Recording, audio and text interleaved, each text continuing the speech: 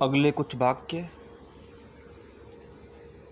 बिभ्रत्याकाशाधरं शिवं तुर्यं यज्ञोपवीतं तन्मया शिखा।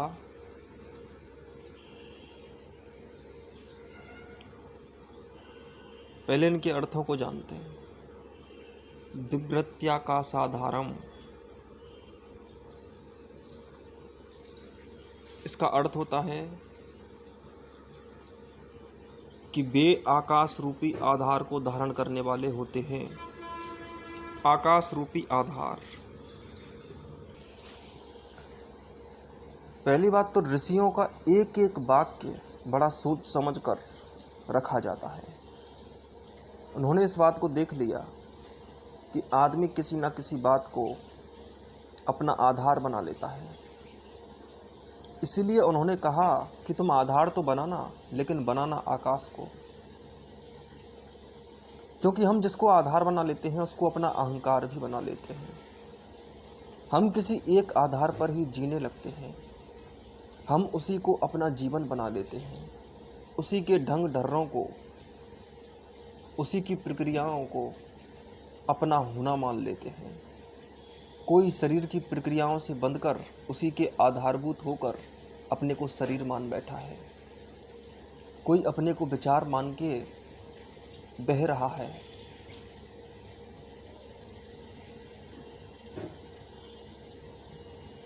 कोई पता भी नहीं लगा पाता कि उसने क्या क्या आधार धारण कर लिए। कोई व्यक्ति छोटी सी बात के लिए अपनी जान देने को तैयार है। वो जानता भी नहीं कि उसने वह आधार धारण कर लिया है जिसके लिए वो अपने बहुमूल्य प्राणों का कुछ मोल नहीं आंकता। एक आदमी अकड़ में अपने क्रोध के लिए, अपने हठ के लिए अपने प्राणों को दे सकता है। इतनी सी तुच्छ बातों के लिए भी कोई व्यक्ति अपने प्राणों को दे सकता है। कोई भी व्यक्ति अपने जीने का कोई भी आधार बना सकता है। अहंकार ऐसी ही बात है। दरअसल अहंकार उसको कहते हैं जिसके अनेक आधार होते हैं, जिसका एक आधार नहीं होता। तुम्हारे कितने आधार हैं? तुम कह सकते हो कि तुम्हारा एक ही आधार है? नहीं, तुम कह ही नहीं सकते कभी कि मेरा एक ही आधार है और मेरा जीवन इसी के अनुसार प्रवाहित होता है। तुम्हारे अनंत आधार हैं। तुम कहाँ एक जगह टिक पाए हो? अभी 2-3 दिन पहले की बात है, मैं 2 बच्चों को देख रहा था। वो दोनों बच्चे अपने अपने मत प्रकट कर रहे थे कि मेरे लिए यह अभिनेता अच्छा है और मेरे लिए यह अभिनेता अच्छा है। जैसे मेरे लिए सबसे अच्छा अभिनेता है अक्षय कुमार, मेरे लिए सबसे अच्छा अभिनेता है शाहरुख खान, और इन दोनों में इसी बात पर लड़ाई हो रही थी।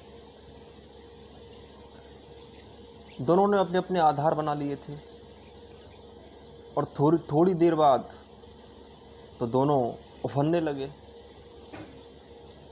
कि हो ही नहीं सकता ऐसा कि तेरा अभिनेता ठीक हो। अभिनेता तो जो मैंने चुना है वही ठीक होता है। और सच ये है कि उनको इस बात से कोई लेना देना नहीं है कि अभिनेता अच्छा है कि बुरा। अब बात यह है कि मैंने कहा इसलिए अच्छा है।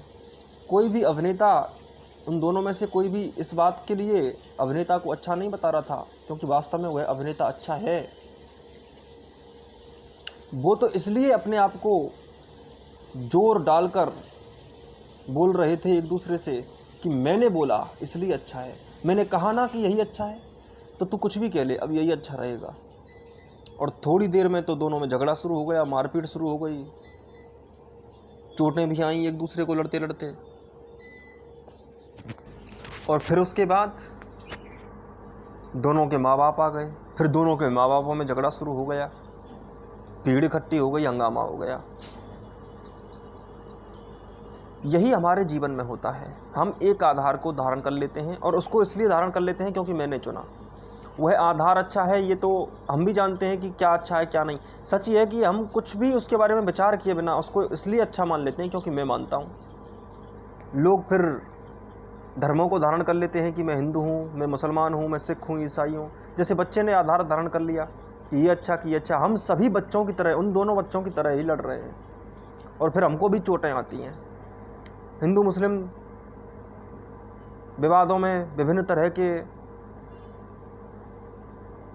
दंगे हो जाते हैं, घर जला दिए जाते हैं, बसें फूंक दी जाती हैं, ट्रेन की पटरियां उखाड़ कर फेंक दी जाती हैं, आंदोलन उठते हैं, लोगों को काटा जाता है, खून बहता है, सिर्फ इसलिए क्योंकि हमने बिना ये सोचे कि यहाँ कौन मुसलमान हुआ है, कौन हिंदू हुआ है, कहाँ का कोई, कैसे मानते हो कि तुम हिंदू हो, कैसे मानते हो तुम मुसलमान हो, कैसे मानते हो तुम सिख हो, क्योंकि तुमने धारण कर लिया यूं ही। परंतु ये आधार सही नहीं है, इन आधारों में कुछ भी नहीं छिपा हुआ, कोई सत्य नहीं है। जहाँ सत्य तुम ढूंढने जाओगे पाओगे कि अरे हम तो अपने आप से ही लड़ रहे थे। तो यही लड़ाइयाँ लोगों में आपस में चलती रहती हैं। फिर गोरे काले के लिए लड़ाई होती है, फिर जातियों के लिए लड़ाई होती है, अमीर गरीब की लड़ाई होती है, वर्ग पैदा होता है, फिर शौक़ों के लिए लड़ाई होती है, पसंद के लिए लड़ाई होती है। हमारा पूरा जीवन ही ऐसा है, हम किसी एक आधार को धारण कर लेते हैं और सच बात यह है कि हम एक आधार पर भी नहीं टिकते, फिर बदलते रहते हैं। हमने एक साथ कई सारे आधार धारण किए हुए हैं पर हमें पता भी नहीं है कि हमने क्या धारण किया हुआ है। वो सारे के सारे आधार हैं ही नहीं, क्योंकि आप उनमें से किसी एक को आधार नहीं कह सकते। तुम अगर ये भी सोचो कि तुम एक चीज़ को धारण करते हो, सपोज तुम हिंदू को भी धारण करते हो, तो हिंदू क्या है? हिंदू कुछ होता ही नहीं है। हिंदुओं में भी कितने लोग हैं जो अलग अलग धर्म के हैं, अलग अलग धर्मों को मानते हैं। कोई वैष्णव है, कोई शैव है, कोई देवी को मानने वाला है, कोई राम भक्त है, कोई कृष्ण भक्त है, और उनमें आपस में भी लड़ाइयाँ हैं।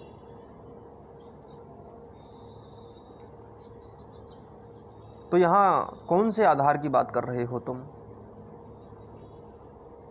ईसाइयों में कैथोलिक हैं, प्रोटेस्टेंट हैं, मुस्लिमों में भी शिया सुन्नी, जैनों में दिगंबर श्वेतांबर। कौन जैन, कौन हिंदू, और फिर शैव भी कौन, और फिर कौन देवी का भक्त है? देवियाँ भी अलग अलग हैं, फिर शिव के भी रूप अलग अलग हैं। कोई शिव में किसी को पसंद करता है, कोई विष्णु में किसी एक रूप को पसंद करता है। अब विष्णु के भी अनेक अवतार। तो कहाँ लोग किसी एक आधार को धारण किए हुए होते हैं?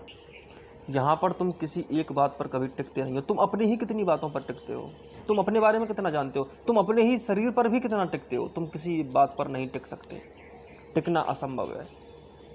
इसलिए ये सारे के सारे आधार देखे गए तो पता चला कि जिनको हम सत्य मानते हैं वो तो होते ही नहीं हैं, और हम उन्हीं का खंडन करते हुए जीवन को जीते हैं, हम अपने ही खिलाफ जीवन को जीते हैं। सच यह है कि इन आधारों को धारण ही नहीं किया जा सकता। दुनिया की सारी कुर्सियाँ तुम्हारे नीचे से हटी जाती हैं और तुम फिर अपने घुटनों पर आ जाते हो। इस दुनिया की कोई भी कुर्सी ऐसी नहीं है जो तुम्हारे लिए हमेशा बनी रहे, और कुर्सी को तुम ऐसा मानकर कि हमेशा बनी रहेगी तुम बैठ जाते हो, और फिर जब वो हटती है तो तुम्हें दुख होता है और तुम्हारा आधार छिन जाता है। तुम कुर्सी के ना होने पर कुर्सी के लिए रोते हो, और कुर्सी के होने पर कुर्सी को बचाने के लिए रोते हो, और अब जब वो चली जाती है तो उसे याद करके रोते हो। परंतु रोना कभी नहीं जाता, रोना तो लगातार बना ही रहता है, और आना जाना भी लगातार बना रहता है, बनना मिटना भी लगातार बना रहता है, क्योंकि है ही परिवर्तन प्रकृति का नियम। कैसे उसको तोड़ोगे, कैसे वो जाएगा? कभी जा नहीं सकता। इसीलिए ऋषियों ने ना तो कहा कि तुम पृथ्वी को आधार बनाओ, ना कहा कि सूर्य को आधार बनाओ, ना कहा कि घर को, ना कहा किसी व्यक्ति को कि इसको आधार बनाओ। उन्होंने कहा कि आकाश को आधार बनाओ, और यही खेल वो खेल गए, क्योंकि वो जानते हैं कि आकाश तो होता ही नहीं। आकाश नहीं होता, उसको आधार ही नहीं बनाया जा सकता। इसलिए तुम जब आधार ही नहीं बनाओगे तो जीवन को तुम संपूर्णता से जियोगे। अनेकों की बात ही नहीं की, एक की ही बात कर ली। एक है साध है सब सद है, सब साध है सब जाए। सबको साधने से कुछ भी नहीं बचता, और अगर एक को साध लें तो तुम सब कुछ ही साध लोगे। जिसने अपने आप को साध लिया वो सब कुछ साध सकता है। जिसने अपने आप को साध लिया वो अच्छी तरह से किसी भी काम को भी साध सकता है। वो अच्छा ड्राइवर हो सकता है, अच्छा क्रिकेटर हो सकता है,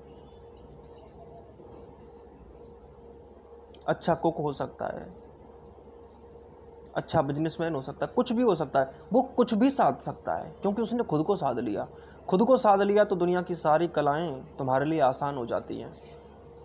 और सच बात यह है कि दुनिया में तुम जो भी कला सीखते हो वो कला भी तुम इसलिए सीखते हो ताकि उस कला के द्वारा भी तुम अपने तक पहुंच सको। कोई आदमी कलाकार है, उसकी कला एक दिन उसको उसी से मिला ही देगी। कला तो रूह से पैदा होती है, और अगर तुम्हारे पास रूह ही आ जाए तो तुम किसी कला में भी रूह बसा दोगे, किसी भी कला में आत्मा ले आओगे।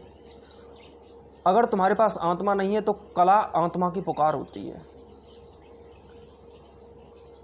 जैसे संगीत हम सुनते हैं तो संगीत हमें शांत कर देता है।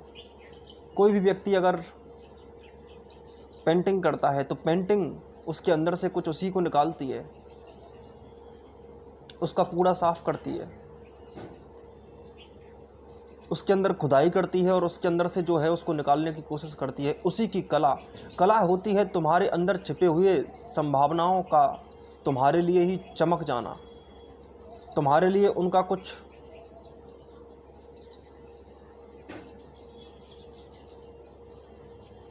संकेत मिल जाना। जैसे सूर्य के होने का संकेत होती हैं उसकी किरणें, सूर्य की किरणें ही बताती हैं कि सूर्य है। ठीक वैसे ही तुम्हारी कलाओं की पुकार ही तुम्हें बताती है कि तुम हो, तुम कला हो, तुम हो तो तुम हो ही जाओगे। तुम्हारी सारी कलाएं तुमको बुला ही तो रही हैं, और कर क्या रही हैं? तुम्हें अपने पास बुला रही हैं। उनके इशारे देखो, सभी में अद्वितीयता है। सभी लोग कुछ ना कुछ कर सकते हैं और ऐसा कर सकते हैं जैसा कोई दूसरा नहीं कर सकता, क्योंकि सब लोग भिन्न हैं, सभी में अपनी अपनी ढंग है, अपनी अपनी कलाएं हैं। इसलिए हमें अनेकता में एकता ढूंढनी होगी। और दूसरी बात यह होती है कि एकता में भी अनेकता होती है। एक को साधने से भी सब कुछ सध जाता है, और सब में साधने जाओगे तुम्हें साधना तो एक ही पड़ेगा। कला को भी साधने जाओगे तो सिर्फ कला साधो, फिर तुम्हें सिर्फ तुम मिलोगे, लेकिन फिर कला पीछे रह जाएगी। आकाश होता ही नहीं, आकाश कहीं भी नहीं होता। तुमने आज तक आकाश नहीं देखा। तुम्हें जो दिखाई देता है वो आकाश नहीं होता, वो तुम्हारे ही द्वारा बनाया गया आकाश होता है, जिसको तुम सीमाएं दे देती हो। पृथ्वी के आसपास के आकाश को तुम आकाश कहते हो, लेकिन जो पृथ्वी के आसपास का आकाश है वो दिक है। दिक का अर्थ होता है स्पेस, नॉट स्काई। जो तुमने स्पेसिफिक कर दिया है तुम्हारे लिए, जो तुमने विशेष आकाश बना दिया है, वही कहलाता है दिक। विशेष आकाश ही दिक है। जैसे दुनिया में बिल्लियां तो बहुत होती हैं, परंतु तुम किसी बिल्ली का कुछ नाम रख लो, किसी बिल्ली का नाम तुमने सैंडी रख लिया, अब वह बिल्ली तुम्हारे लिए विशेष हो गई। अब ऐसा नहीं है कि सभी बिल्लियां ही सैंडी होती हैं, नहीं, तुम्हारे लिए वही है। और बिल्लियों की अलग अलग किस्में हैं, कहीं सफ़ेद बिल्लियां होती हैं, कहीं काली बिल्लियां होती हैं, कहीं मटमैली होती हैं, कई कई रंगों की होती हैं, कई कई गुणों की होती हैं, कुछ बड़ी होती हैं, कुछ छोटी होती हैं, तो सभी बिल्लियां अलग हैं। ठीक वैसे ही आकाश तो सब जगह होता है, परंतु तुम उसे विशेष बना देते हो। आकाश सभी जगह होता है, परंतु जो विशेष बना दिया जाता है वही तुम्हें दिखता है। अब आकाश का जैसा रंग तुम्हें दिखाई दे रहा है वह रंग आकाश का नहीं है, तुम्हारी आँख के द्वारा प्रक्षेपित किया गया रंग है। और वह रंग जरूरी नहीं है कि वैसा ही हो। सच यह है कि आकाश को तुम अपनी आँखों के अधीन नहीं कर सकोगे। आकाश तो होता ही नहीं है, आकाश का कोई रंग नहीं होता, आकाश का कोई रूप नहीं होता, आकाश की कोई शेप नहीं होती। आकाश पृथ्वी की तरह घूमता नहीं है, आकाश तारों की तरह चमकता नहीं है, सूर्य की तरह जलता नहीं है। आकाश होता ही नहीं है। और यही कारण है कि वो नहीं होता है कि वो सब में होता है। तुम्हारे हर स्पेस में, तुम्हारे हर दिक में आकाश होता है। स्पेस में आकाश होता है। Every space is sky but every sky is not a space.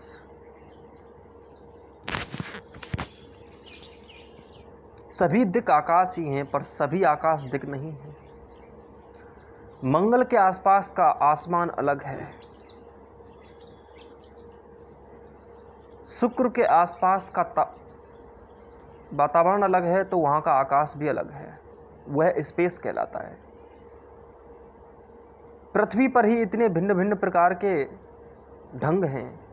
कहीं जल है तो जल में रहने वाला माध्यम अलग है। दरअसल दिक को माध्यम कहते हैं। दिक में भी, माध्यमों में भी माध्यम है। यहाँ परत दर परतें छिपी हुई हैं। दिक किसी विशेष ग्रह का निर्माण करता है। तुम्हें पता है पृथ्वी से पहले पृथ्वी का दिक बना और फिर उसके ढंगों में ईथर डलता है। ईथर उसको कहते हैं जो दिक के स्वभाव के अनुकूल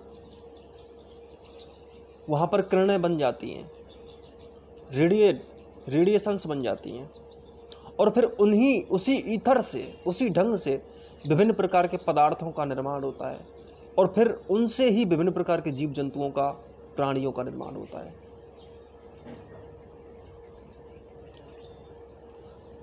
और प्रत्येक प्राणी भी अपना एक माध्यम रखता है, और प्रत्येक मनुष्य भिन्न है, और प्रत्येक कण अलग है। यहाँ एक एक कण भिन्न है। इतना भिन्न है कि तुम कभी दो कणों को समान नहीं बना सकोगे। यहाँ कोई भी चीज दूसरे की जैसी नहीं है, कोई भी वस्तु दूसरी वस्तु जैसी नहीं। सब कुछ भिन्न है, सब कुछ अलग है।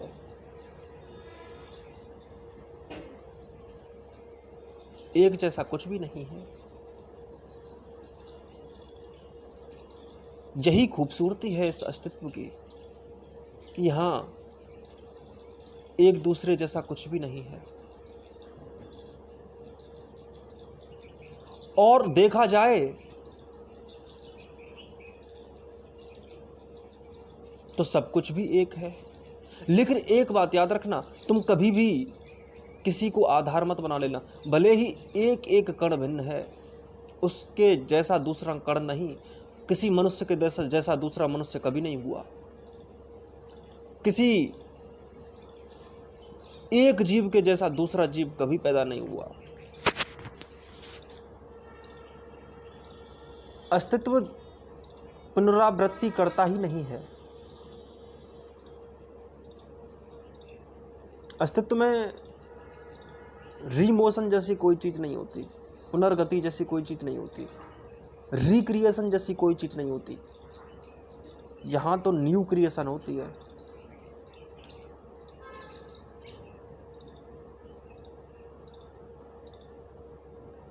यहां पर मैं कह रहा हूं कि कोई आधार मत बनाना। भले ही सब कुछ भिन्न है, परंतु ये मत कह देना कि यही ठीक है, क्योंकि यहां प्रत्येक वस्तु इतनी जुड़ी हुई है कि तुम एक वस्तु को एक वस्तु कह भी नहीं सकते। है अलग, लेकिन फिर भी अलग नहीं है। जैसे एक पेड़ है, अब तुम कह सकते हो कि यह पृथ्वी से भिन्न नहीं है, परंतु भिन्न भी है, लेकिन पृथ्वी के बिना नहीं हो सकता। अब पेड़ पेड़ है, धरती धरती है, निश्चित ही अलग अलग हैं, लेकिन फिर भी पेड़ के बिना धरती नहीं हो सकती, धरती के बिना पेड़ भी नहीं हो सकता। क्योंकि धरती के ढंगों को भी अलग रूपों में ढालता है, उसके गुणों को बदलता है पेड़, क्योंकि खुद पेड़ भी एक धरती है। अगर तुम एकता देखो तो सब कुछ एक ही है। यहाँ तक कि सब कुछ, पूरा अस्तित्व, पूरा ब्रह्मांड ही जुड़ा हुआ है। ये पेड़ ब्रह्मांड भी है। कृष्ण जो अपने मुंह में पूरे ब्रह्मांड को दिखाते हैं, इसका मतलब ये नहीं है कि उनका मुंह इतना बड़ा है कि जो ब्रह्मांड जैसा है। नहीं, उनका मुंह तो छोटा सा है, वो बच्चे ही हैं।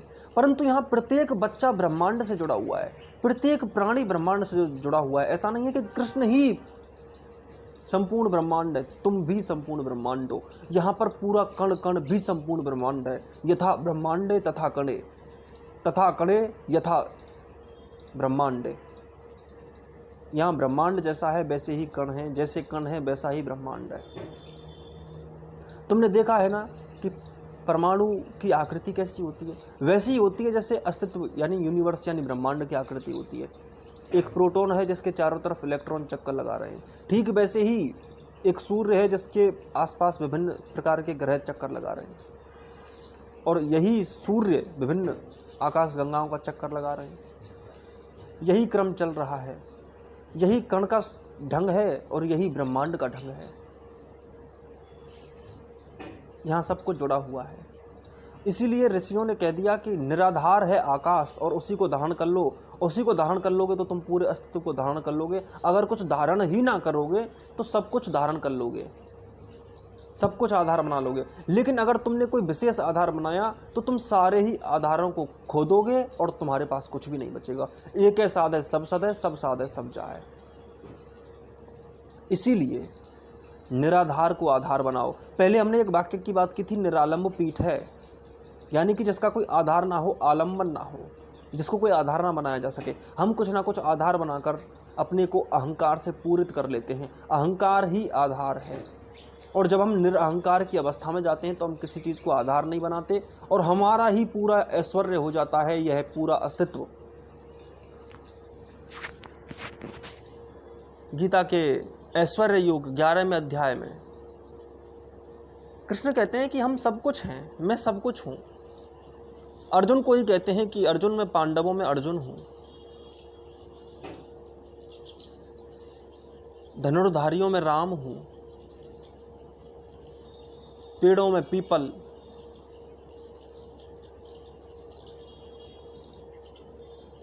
नदियों में गंगा हूँ, जहाँ भी जो भी है मैं ही हूँ। मुझसे भिन्न क्या है? मैं उनसे बना हूँ, वे मुझसे बने हैं। मैं अपने आप को अलग नहीं रखता, मैं ही हूँ वो, एक ही है सब, अलग नहीं है कुछ भी। अर्जुन से कहते हैं कि तुम भी मैं ही हूँ, मुझसे भिन्न नहीं हो तुम। अपना है क्या वास्तव में देखो तो?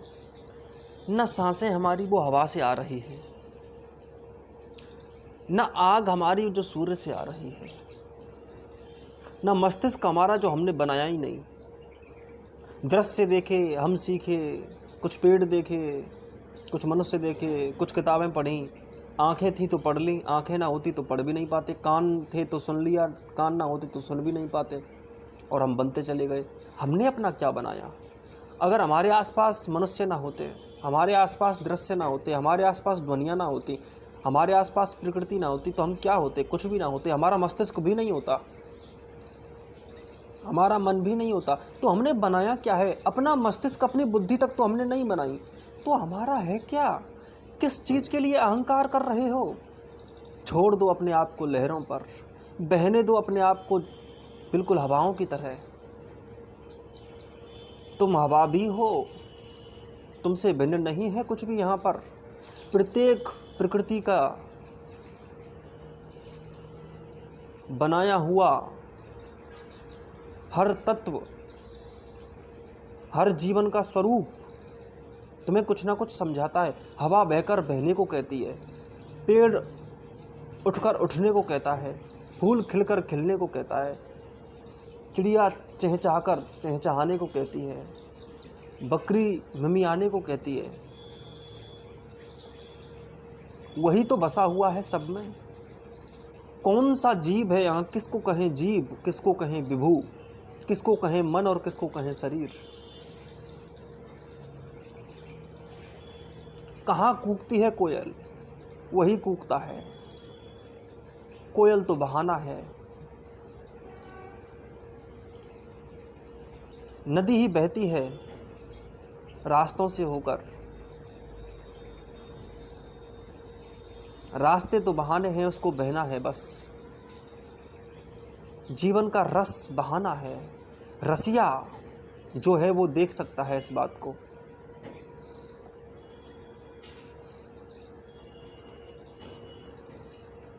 कौन सा पेड़, कौन सा मनुष्य, कौन सी खोज और कौन सा खोजी, कौन वैज्ञानिक और कौन सी विज्ञान, कौन चित्रकार और कौन सा चित्र, कौन गीतकार और कौन सा गीत। मुरली को घमंड हो जाए कि मैं बज रही हूँ, मैं ही बजा रही हूँ। अरे वो क्या करेगी अकेली, उसके लिए बजाने वाला चाहिए, उसके लिए ध्वनि होके का अस्तित्व चाहिए। ध्वनि ना होती तो मुरली क्या कर लेती, कुछ भी नहीं करती। फूंक मारने वाला ना होता तो मुरली क्या कर लेती, कुछ भी नहीं करती। मुरली तो माध्यम है, ठीक वैसे ही तुम भी क्या हो, तुम भी एक माध्यम हो, इससे ज़्यादा कुछ भी नहीं। ऐसा समझ लो कि तुम बरामदे हो, तुमसे हवा आ रही है और फिर उधर की साइड में निकल रही है, दूसरी तरफ निकल रही है। एक तरफ से हवा आती है और दूसरी तरफ निकल जाती है। तुम बरामदे से ज़्यादा नहीं हो। बरामदा एक माध्यम है जिससे हवा बाहर जा रही है, बाहर आ रही है बाहर से और बाहर जा रही है। वैसे ही तुम भी कुछ नहीं हो। वही आकाश है तुम्हारे भी अंदर, और वही आकाश तुमसे आ रहा है और वही आकाश तुमसे निकल रहा है। उसी आकाश को ईश्वर कहते हैं, परमात्मा कहते हैं, अल्लाह कहते हैं, गॉड कहते हैं, विभु कहते हैं, आत्मा कहते हैं, प्रेम कहते हैं। कुछ खास नहीं, तुमसे पार हो रहा है। तुम्हारे दिमाग से निकलता है तो तर्क बन जाता है, तुम्हारे दिल से निकलता है तो प्यार बन जाता है, तुम्हारी धमनियों से निकलता है तो खून बन जाता है। वही, कुछ अन्य नहीं। चुभता है तो कांटा और खिलता है तो फूल बन जाता है। किसी की आंखों का काजल बन जाता है, किसी की जुल्फों का बादल बन जाता है। जो प्यार करता है पागल बन जाता है। और पागल बने नहीं तुम, दरअसल पागल तो वो हैं जो पागल ही नहीं हुए। उनसे ज़्यादा कोई पागल नहीं है। सब प्यासे मर गए और कहते रहे कि पागल ना बने। जो भी प्यास बुझाना चाहता है उसको थोड़ा पागल बनना पड़ेगा, क्योंकि लोगों ने तो आधार धारण कर लिए हैं झूठ के। लोगों ने तो कह दिया है कि मैं ही हूँ, परमात्मा नहीं है। लोगों ने तो कह दिया है कि ये पेड़ है, लेकिन वो पेड़ नहीं है, वो ही है जिसको वो ही नज़र आने लग गया। वो कह सकता है कि मैंने आकाश को धारण कर लिया।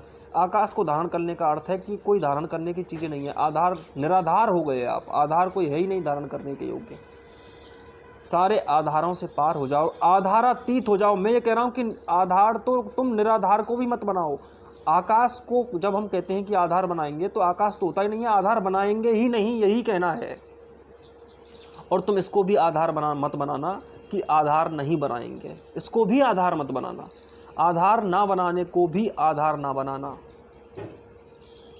तुम आधारातीत हो जाओ, बस जियो, बातें मत करो, बोलो मत। और मेरे बोलने से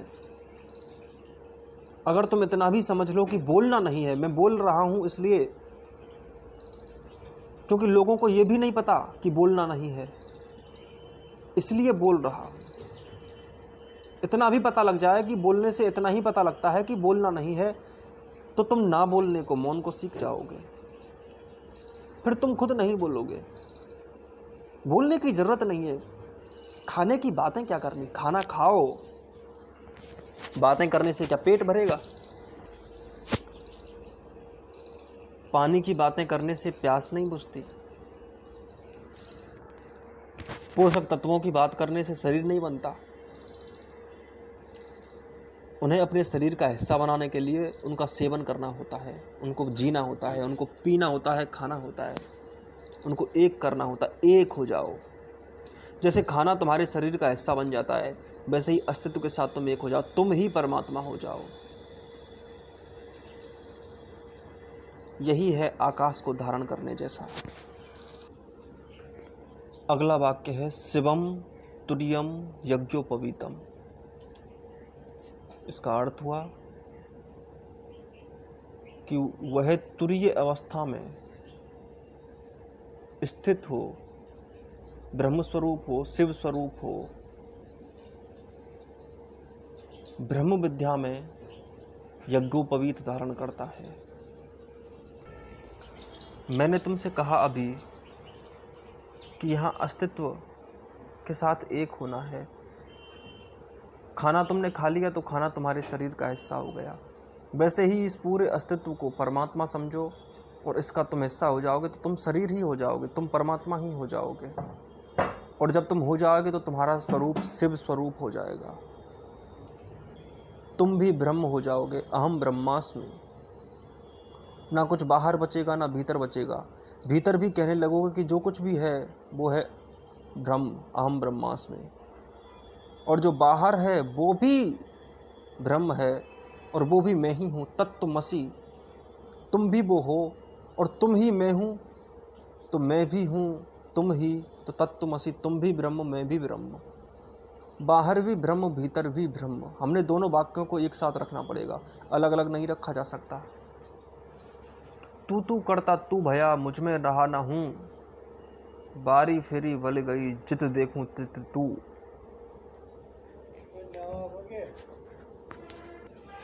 कबीर कहते हैं कि मैं तो तुझे पाते पाते, तुझे देखते देखते, तुझे खोजते खोजते तू ही हो गया। मैं तू ही था, पहले से ही तू ही था, तत्त्वमसि। मैं अलग नहीं था, परंतु तुझे प्यार करते करते, तेरा ध्यान करते करते तेरा ही तू ही हो गया, तेरा ही हिस्सा हो गया। खाना पचते पचते पच गया, मैं भी पच गया।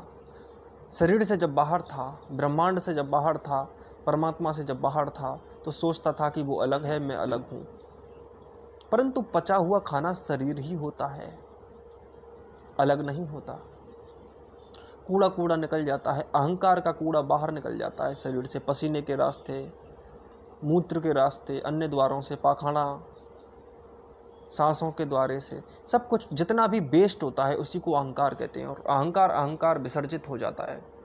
और यही विसर्जन जब बाहर चला जाता है तो तुम्हें ऊर्जा मिल जाती है, तुम्हारा हिस्सा बन जाती है।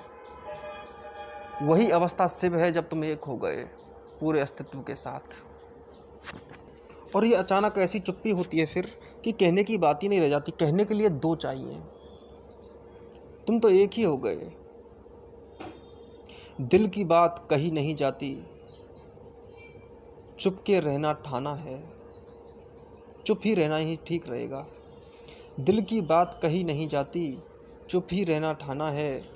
हाल अगर है ऐसा ही तो जी से जाना जाना है।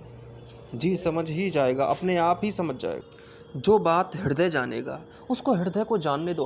हृदय की पुकारों को कभी भाषा से मत सुना करो, तर्कों से मत सुना करो। वहाँ पर दिमाग लगाना, भाषा बोलना, कविताएं करना भी गलत है। पर कविताएं तुम्हें चुप कर दें वह ही काफ़ी है। उन कविताओं से तुम्हारे अंदर का मौन छेड़ा जाए तो तुम अंदर अंदर उनको सुनते सुनते भी शांत हो जाओगे। तुम सुनना, सोचना मत, क्योंकि सोचने से तो सुनना भी चला जाता है। कुछ लोग तो सुनते भी सोच कर हैं, कुछ लोग तो प्यार भी सोच कर करते हैं। सोच कर कहीं प्यार किया जाता है? सोच कर कहीं भगवान मिलता है? लोग सोच कर पूजा करते हैं, लोग सोच कर भक्ति करते हैं, सोच कर कुछ फायदा हो जाए। जो भी सोच कर करता है उसको कुछ नहीं मिलने वाला। व्यापार की भाषा प्यार की भाषा थोड़ी होती है। वहाँ तो जी से जाना जाना है। हाल अगर है ऐसा ही तो जी से जाना जाना है। दिल की बात कही नहीं जाती, चुप के रहना ठाना है। हाल अगर है ऐसा तो भी जी से जाना जाना है। सुर्ख कभू है आंसू होती, जर्द कभू है मुँह मेरा। क्या क्या रंग मोहब्बत के हैं, ये भी एक ज़माना है। तेग तले ही उसके क्यों ना गर्दन डाल के जा बैठें, सर तो आखिरकार हमें भी हाथ की ओर झुकाना है। फुर्सत है यहाँ कम रहने की, बात नहीं कुछ कहने की। आँख खोल के कान जो खोले, वजह में जहाँ अफसाना है। यहाँ सब कुछ जुड़ा हुआ है, एक ही है। उसको निराधार कहो, उसको ब्रह्म कहो, उसको शिव कहो। अलग अलग कहने की जरूरत नहीं है। उसके ही हिस्से तुम हो, तुम भिन्न मत मानना अपने आप को। ये अभिन्नता, यही अविकारिता भी है। विकार का अर्थ होता है अपने को अलग समझना, और यही विकार फिर अन्य विकारों को जन्म देता है। पहले तुम कहते हो कि मैं शरीर हूँ, फिर शरीर से जितने भी विकार पैदा होते हैं वो सारे विकार तुम में आ जाते हैं। तुम कहते हो शरीर के असंतुलित होने पर मैं बीमार हो गया, तो तुम कहते हो मैं बीमार हूँ। तुम कहते हो मैं गरीब हूँ, तुम कहते हो मैं लोभी हूँ, तुम कहते हो मैं क्रोधी हूँ, फिर तुम होते ही चले जाते हो। क्या क्या हो जाते हो कोई अंदाज़ा भी नहीं लगा सकता, कोई पता भी नहीं लगा सकता। इसलिए भिन्नता और भिन्नता को जन्म देती है, अभिन्नता एक हो जाती है।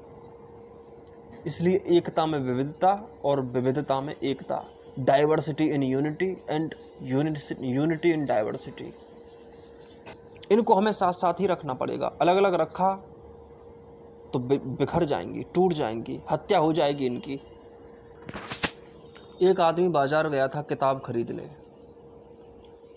मॉल में, बड़ा मॉल था, तो किताबें खरीदने गया तो वहाँ बहुत कुछ था और पहली बार वैसे गया था। तो उसने देखा कि यार नया पर्स भी रखे हुए थे वहाँ पर, ये तो बिल्कुल अलग ही है, ऐसा तो मेरे पास है ही नहीं। फिर उसने देखा कि कपड़े अलग अलग तरह के हैं, तो वो कपड़ों में देखने लगा कि कौन सा कपड़ा मेरे लिए ठीक रहेगा, सोचने लगा कि इस कपड़े को पहन के मैं कैसा लगूंगा। फिर उसने देखा जूते, इतने अलग अलग तरह के जूते हैं, कौन सा जूता मेरे लिए ठीक रहेगा। फिर वहाँ ड्राई फ्रूट्स रखे हुए थे, सूखे फलों को देखने लगा कि क्या लिया जाए, मुनक्के लिए जाएं, किशमिश या फिर खजूर ले चलें या फिर बादाम लेके चलें। तो बादाम उसने 1 किलो ले लिए। फिर उसने देखा कि बादाम तो ले लिए, अब घी भी लेके चलता हूँ, क्यों ना बादाम का हलवा बनाया जाए, और जब बादाम का हलवा बना रहे हैं तो मूंग भी लेके चलता हूँ। फिर उसने बहुत कुछ खरीद लिया। अब कहने लगा कि अब बात बहुत हो गया, अब चलते हैं। जब घर जाके देखा तो सामान सब कुछ था लेकिन किताब नहीं थी। तो आदमी जो लेने गया था वो तो भूल ही गया, क्योंकि आदमी मॉल में जैसे बट जाता है, उसका बाजारीकरण हो जाता है। बाजार में जाने पर व्यक्ति का बाजारीकरण हो जाता है। वैसे ही एक बार तुम किसी विकार को पैदा कर लो, फिर अन्य विकार पैदा होते हुए चले जाते हैं और तुम भूल जाते हो कि तुम क्या हो, तुम क्या लेने आए थे, तुम्हारा उद्देश्य क्या था। किताब लेने आए थे, नियत कर्म तो तुम्हारा वही था, परंतु तुमने कुछ और ही कर दिया, और जो तुमने कर दिया वो बेहोशी में हुआ। जब तुम स्वयं को भूलते हो तो तुम विकारों में फंस जाते हो। यही भिन्नता फिर भिन्नता को पैदा करती है। फिर भिन्न भिन्न विचार तुम्हारे मन में भिनभिनाते रहते हैं, एक विचार नहीं रहता। यही आदमी के मन का खेल है। मन बटाव का ही दूसरा नाम है, भिन्नता का ही दूसरा नाम है। जिस दिन मन अभिन्न हो जाता है, इंटीग्रेट हो जाता है, एक हो जाता है, उस दिन मन नहीं रहता। सब कुछ तुम्हारे लिए अमन हो जाता है, अनुकूल हो जाता है, एक दिशा में हो जाता है। तो शिव का अर्थ है एक हो जाना। शिवम तुरीयम यज्ञोपवीतम, तुरीय अवस्था। तुरीय अवस्था का अर्थ होता है कि अब संसार तुम्हें नहीं सताता, संसार के लहरों के बेग तुम्हारे लिए ढीले हो गए, अब तुम पक गए। पहले धन के लिए काफ़ी दौड़ धूप थी, अब नहीं है। पहले कपड़ों की वैरायटीज पसंद आती थी, नई नई वैरायटीज, नए नए ढंग के कपड़े। अब कोई कपड़ा हो, कपड़ा कपड़ा ही है, इतना समझ में आ गया, कुछ फ़र्क नहीं पड़ता। 2 दिन पहनो कपड़े को, फिर वही। फिर नए नए मोबाइलों की बात है। नए नए मोबाइल, अब जान गए कि मोबाइल काम वही करता है जो करना चाहिए, उससे कोई फ़र्क नहीं पड़ता। और चाहे रेल के सबसे महंगे डिब्बे में बैठो या फिर सामान्य डिब्बे में बैठो, सफ़र ही होता है। एक सीट ठीक हो, बस वही काफ़ी है। उसी स्टेशन पर उतरते हैं सभी जहाँ पर उन्हें पहुँचना होता है। रेलवे स्टेशन पर ही उतरते हैं। कितनी भी अच्छी व्यवस्थाएं रही हों रेल में, लेकिन वो यात्रा के साथ ही ख़त्म हो जाती हैं। यात्रा जब ख़त्म होती है तो सब एक ही जगह उतरते हैं। ठीक वैसे ही सभी एक ही जगह उतरेंगे शमशान में, जीवन की यात्रा के बाद। होना तो वही है। तो समझ में आ गया कि अब जो संसार का सार है वो है ही यही। तो संसार के बेगों से, संसार के उछाल से मैं क्यों उछलूं? संसार के इस तेजाब से मैं क्यों जलूं? और क्यों जलता हूं मैं? मेरे लिए तो ये काम ही नहीं करना चाहिए था।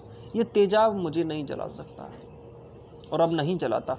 अब तुम्हारे लिए बाहरी जलन जब मिट जाती है तो तुम हल्के हो जाते हो और तुम्हारे अंदर ही तुमसे नज़दीकी बनने लगती है और ब्रह्म के साथ थोड़ा थोड़ा जुड़ाव महसूस होने लगता है। कुछ कुछ जुड़ाव, कुछ कुछ, इसी को कहते हैं तुरीय अवस्था की। कुछ कुछ हम जुड़ने लगे अपने आप से और बाहर थोड़े से कटने लगे। तुरीय अवस्था समाधि तो नहीं है, लेकिन अब तुम्हारा जुड़ाव शुरू हो गया। शिवम तुरीयम यज्ञोपवीतम। यज्ञोपवीत तुम्हारा शुरू हुआ ब्रह्म विद्या में, ब्रह्म की दुनिया में। यज्ञोपवीत, यज्ञोपवीत को ध्यान से समझेंगे तो बहुत कुछ समझ में आ सकता है। यज्ञोपवीत का जो वास्तविक अर्थ है वो है जीवन को तपस्या के लिए समर्पित करके खुद को उसी पे छोड़ देना, उसी के धागे में बंध जाना, यज्ञ में अपने आप को समर्पित कर देना। तुरीय अवस्था का अर्थ समझो जागा हुआ भी, सोया हुआ भी, थोड़ा सचेत होने लगा। उसे पता नहीं चल रहा कि सच्चाई किधर है, लेकिन इतना पता है कि कुछ मजा तो है, कुछ आनंद तो आ रहा है, कुछ अंदर हुआ है। आज कुछ अजीब हुआ है, क्षण क्षण फकीर हुआ है। रो रही थी दौलत शोहरत, आज सब कुछ अमीर हुआ है। पहले तो जैसे दौलत भी गरीब थी, जैसे अमीरी भी गरीब थी, जैसे पहले शोहरत भी शौर्यपूर्ण नहीं थी, आज कुछ ऐसा हुआ है कि कुछ हुआ है। जैसे दौलत में कुछ और दौलत आ गई हो, जैसे शोहरत में कुछ और शोहरत आ गई हो, जैसे मेरे आने से कुछ हुआ, जैसे मुझको मैं मिला।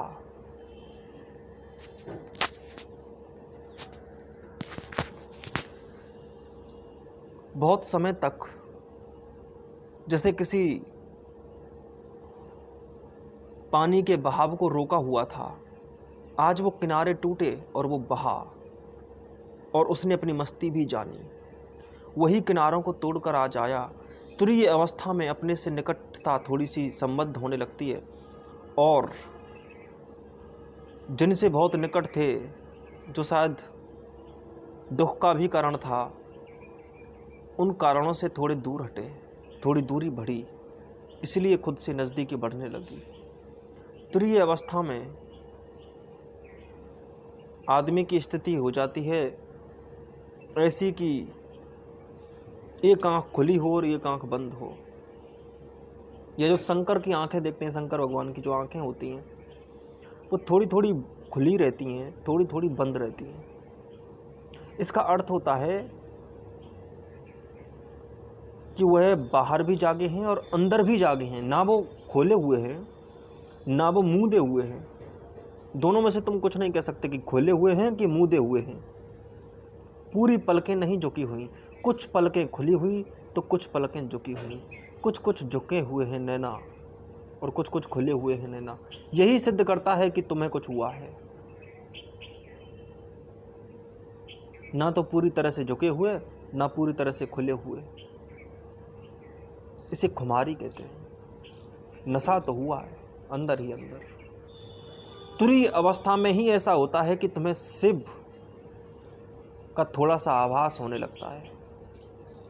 तुम्हें ब्रह्म का थोड़ा सा आभास होने लगता है।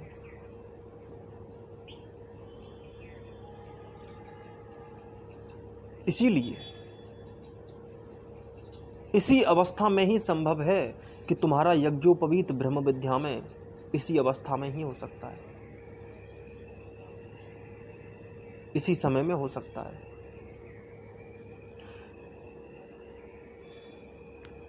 बाहर के यज्ञोपवीत तो झूठे हैं, उनमें कोई ताकत नहीं होती।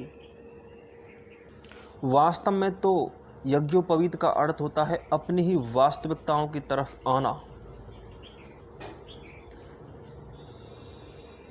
अपने से जो भी दूरी है उन सब की आहुतियां चढ़ा देना, होम कर देना उनको, और अपने ही धागे में बंधना। यज्ञ प्लस उपवीत, यज्ञोपवीत। उपवीत का अर्थ होता है धागा, तारतम्यता, सूत्र भी कहते हैं।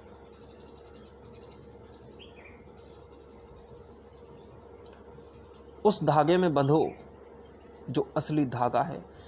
जैसे मैंने अभी कहा था कि आकाश को धारण करो, ठीक वैसे ही उस धागे को धारण करो जो धागा नहीं है। जैसे आकाश नहीं होता, निराधार होता है, वैसे ये अधागा है, धागा नहीं है। इस धागे में कोई धागा ही नहीं है, इसीलिए इसी की गांठ बांधो, क्योंकि इसकी गांठें ही नहीं बनती। ये धागा कुछ ऐसा है कि इसकी गांठें ही नहीं है, वरना तो जिस भी धागे को देखोगे उसमें गांठें बनती हैं। उन्हीं गांठों को अहंकार कहते हैं। गांठें छोड़ जाता है अपने अंदर अहंकार, आदतें, विकृतियां,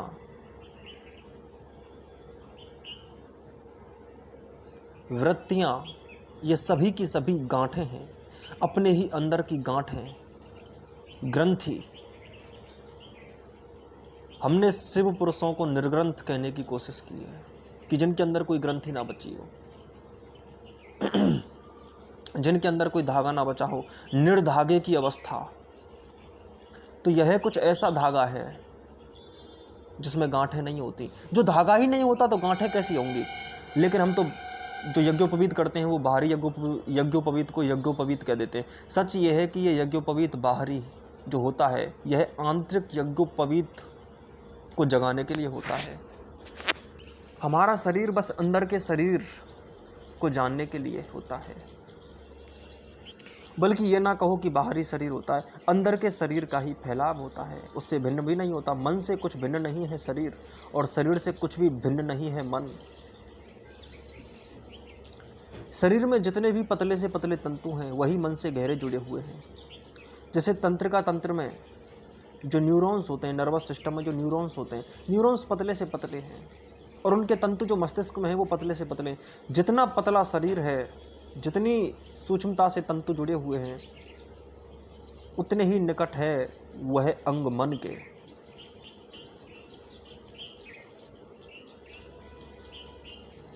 सबसे अधिक मन के निकट है, जो सूक्ष्म कोशिकाओं का बना हुआ है वो है तुम्हारा मस्तिष्क, वही सबसे निकट है मन के, और वही मन के निकट है, इसलिए पूरे शरीर को भी वही चलाता है।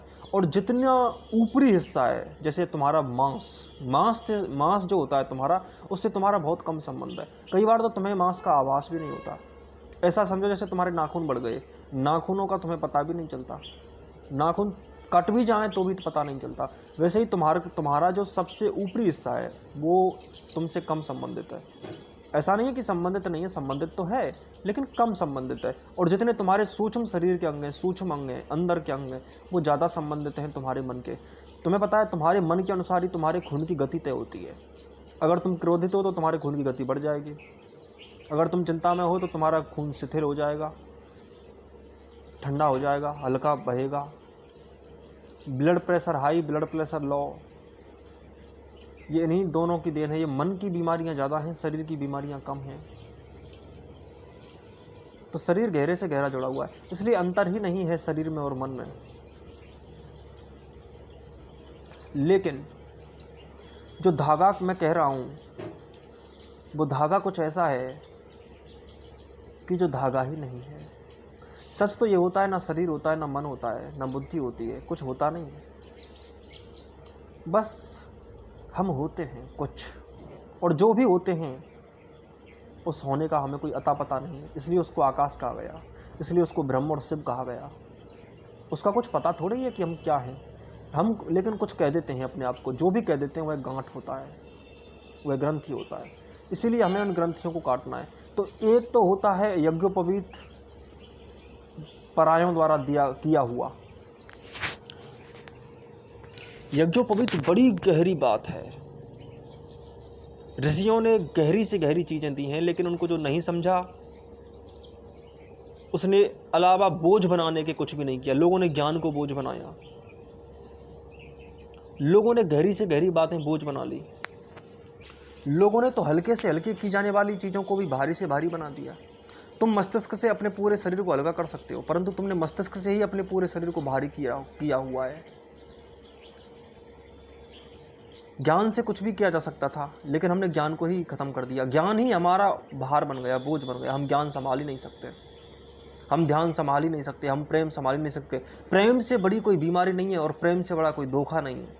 उसकी समस्या यह है क्योंकि प्रेम से पवित्र कोई चीज़ नहीं है। हम जो भी करते हैं वो गलत प्रेम होता है, इसलिए हमने प्रेम को भी गलत तरीके से लाकर कीचड़ में धकेल दिया।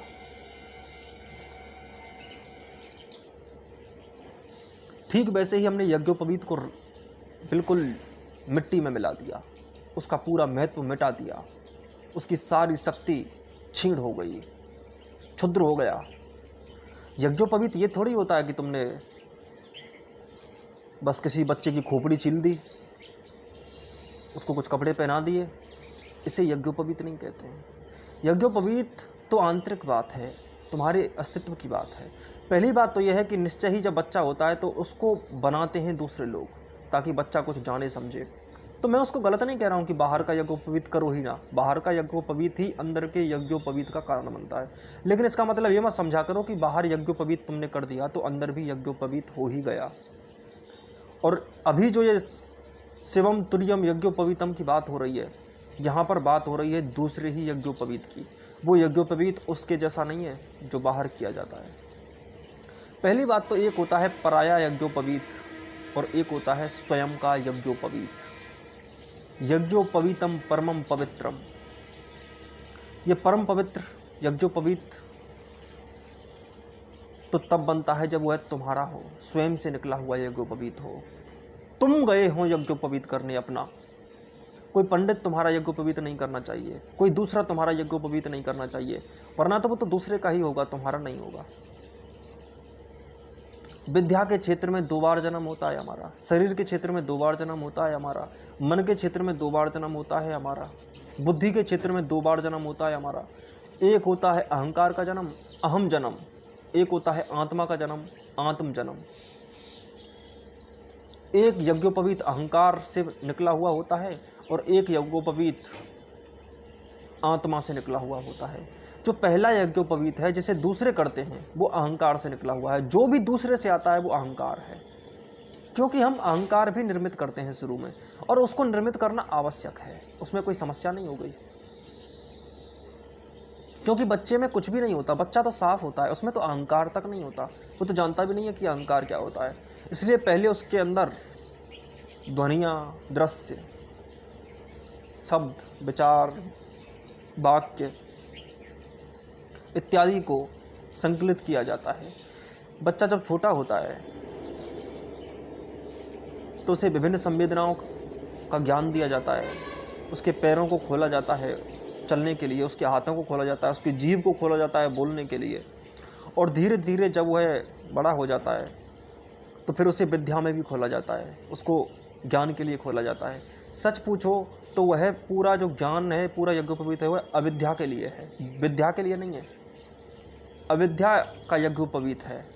अहम से निकला हुआ ज्ञान अविद्या कहलाता है। अहम से निकला हुआ जन्म अहंकार का जन्म है। देखो, ऐसा नहीं है कि अहंकार बुरा है, गौर से समझने की कोशिश करो। तुम्हारा निर्माण होता ही अहंकार से और आत्मा से है।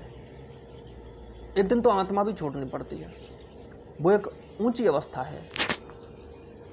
लेकिन सबसे पहले इतना समझ लो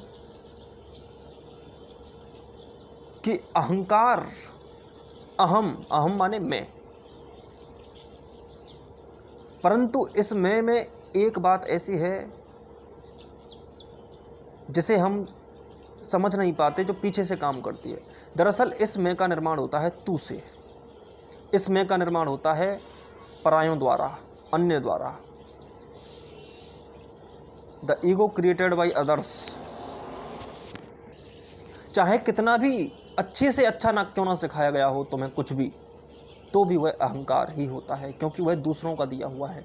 जो भी दूसरों का दिया हुआ है वह अहंकार ही होता है, और जो तुम्हें तुम्हारा दिया हुआ है वह आत्मा ही होता है। चाहे वो कुछ भी हो, कुछ भी, वो आत्मा ही होता है। एक मैं होता है जिसका निर्माण तू से होता है, और एक मैं होता है जिसका निर्माण मैं से होता है, और उसको कहते हैं आत्मा।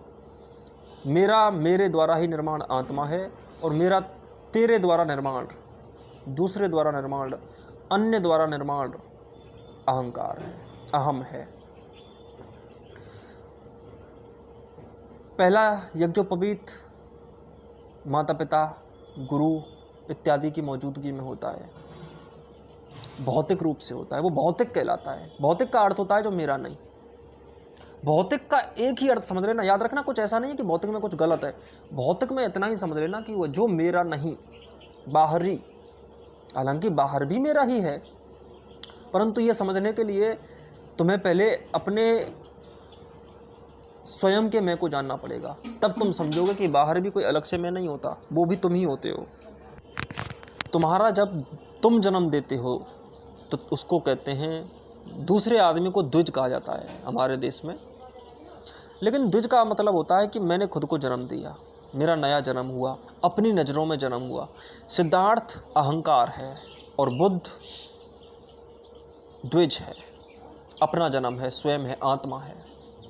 जब तक सिद्धार्थ मौजूद है तब तक अहंकार रहेगा, और जब तक दूसरा मौजूद रहेगा तब तक तुम आत्मा में नहीं आ सकते, तुम बुद्ध नहीं हो सकते। जब तुम बुद्ध हो जाते हो तो तुम्हारा जन्म तुम्हारे ही द्वारा होता है। तुम्हारे माँ भी तुम, बाप भी तुम, गुरु भी तुम, और तुम्हारा प्यार भी तुम, महबूब भी तुम, महबूबा भी तुम ही होते हो। प्रकृति का फैलाव भी तुम, भौतिक भी तुम, मानसिक भी तुम, बौद्धिक भी तुम, सब कुछ तुमसे निकलता है, तुम हो जाते हो। तुम आत्मा को पा लेते हो। आत्मा से जो भी निकलता है आत्मा ही निकलता है, स्वयं से जो भी निकलता है स्वयं ही निकलता है, कुछ उससे भिन्न नहीं निकल सकता। और उससे पहले जो भी होता है वो अहंकार होता है। उसको कुछ और नाम दिया भी नहीं जा सकता, वो कुछ होता ही नहीं है। उसको तुम क्या कहोगे, क्या है वो? कुछ भी नहीं है वो। लेकिन वो ना हो तो तुम ये भी नहीं जान सकोगे कि वो कुछ भी नहीं है।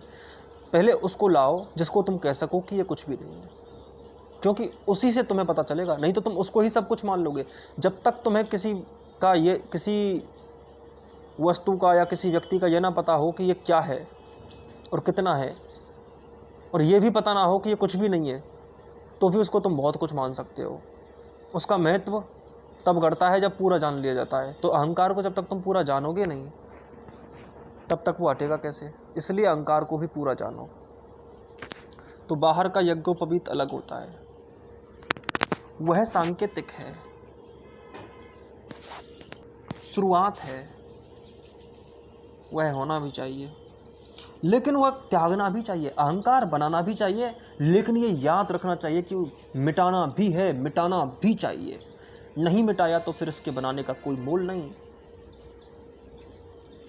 इसलिए बाहर का यज्ञोपवीत यही सिद्ध करता है कि एक दिन तुम्हारा अंदर यज्ञोपवीत हो जाए।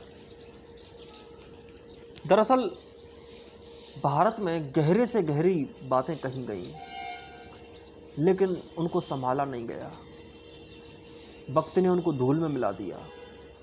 ऊंचाइयां तो बहुत छुई गई, पर उन ऊंचाइयों पर जो थे उनके बाद वो ऊंचाइयां गायब हो गईं, संस्कृतियां नष्ट हो गईं, विकृतियां पैदा हो गईं। और विकृत के हाथों में जब संस्कृति लग जाए तो संस्कृति भी विकृत हो जाती है। आसमानी बात भी धूल के नीचे दबी रह जाती है। मूर्खों के हाथों में ज्ञान लग जाए तो ज्ञान भी मूर्ख हो जाता है, परंतु उससे ज्ञान पर तो फर्क नहीं पड़ता।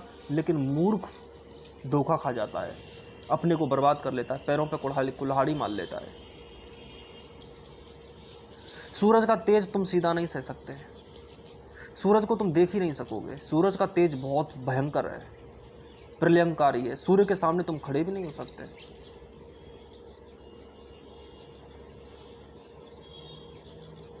लेकिन लोगों ने यही गलती कर दी कि वो दिए के सामने बैठे थे और उन्होंने समझ लिया कि वो सूर्य को पा गए।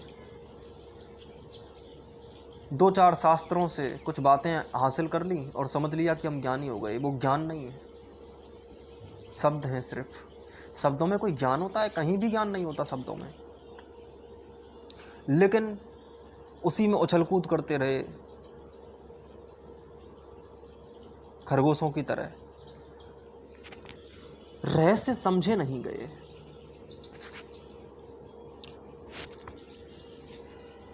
यज्ञोपवीत में एक जनेऊ बांधा जाता है और वह जनेऊ 7 धागों से युक्त होता है। वो 7 धागे के रूप में चलता है। 7 धागों को 3 सूत्रों में पिरोया जाता है। अब 7 धागे में क्यों? 7 धागे में इसलिए ताकि तुम समस्त ज्ञान को पा सको। 7 धागों का अर्थ है पूरे ब्रह्मांड की तादात्म्यता, एकता। पूरे ब्रह्मांड का एक हो जाना ही 7 धागे हैं। कैसे? जैसे हमारी पृथ्वी पर 7 समंदर हैं, 7 महाद्वीप हैं। हमारे देश में ये 7 शब्द 7 दिन होते हैं सप्ताह में। वो एक प्रतीक रूप है, 7 प्रतीक रूप बन गया। इसके पीछे एक कहानी है, इसका कारण है। हमारी पौराणिक कथाओं में भी कहा जाता है कि जब जब ब्रह्मांड की रचना होगी उसमें 7 ही स्तंभ होंगे, 7 ही धातुएं होती हैं शरीर में और 7 ही रंग होते हैं सूर्य की रोशनी में। क्या अर्थ है इसका? एक सूर्य की रोशनी को, एक सूर्य की किरण को प्रिज्म से गुजार दिया तो 7 रंग प्राप्त हो जाएंगे। सीधा सा अर्थ यह है कि जैसा ब्रह्मांड है वैसा ही कण है। तुमने अगर कण को ठीक से जान लिया तो तुमने ब्रह्मांड को ठीक से जान लिया। तुमने अपने शरीर की 7 धातुएं जान ली तो तूने पूरे ब्रह्मांड का सार ही जान लिया।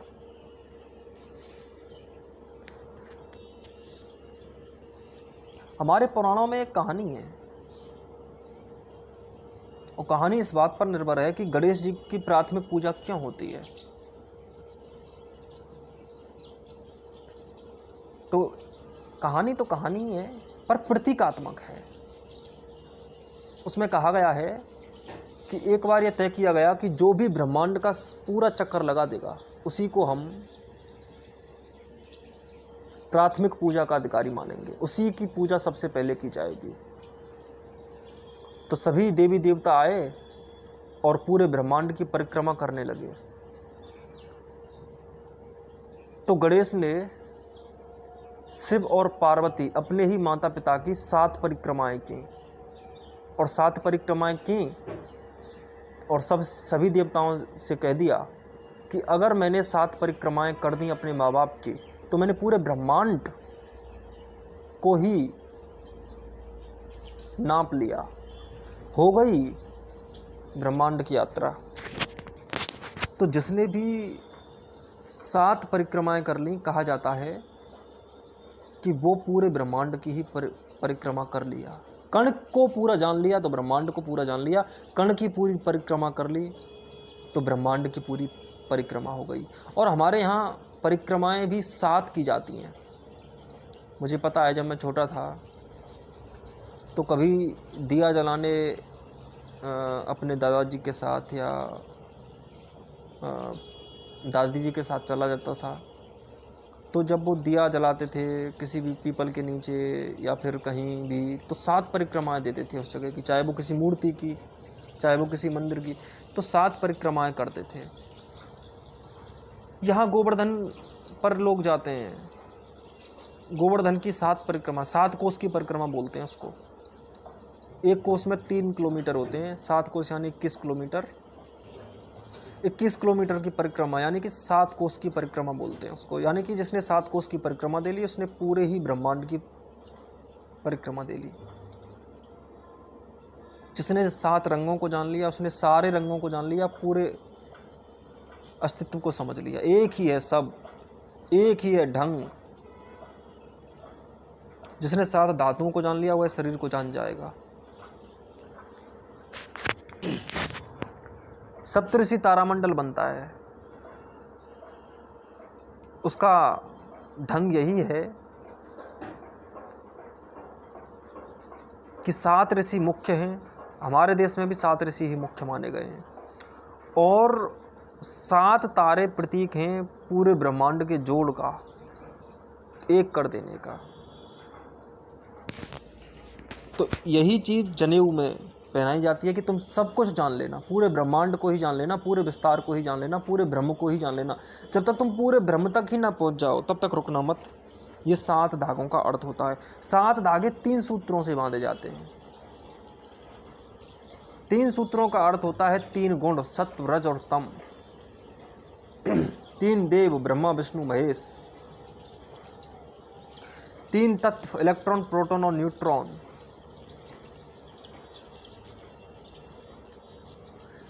त्रिगुणमयी है प्रकृति। 3 धातुएं शरीर में भी होती हैं, कफ, वात और पित्त। 3 से ही चल रही है पूरी प्रकृति, गौर से देखो तो।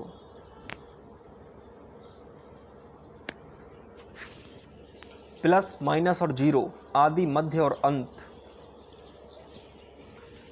आदि को भी जानो, अंत को भी जानो, मध्य को भी जानो। सारे सार को समझ ही लेना पूरी तरीके से। यह 3 सूत्रों का अर्थ होता है।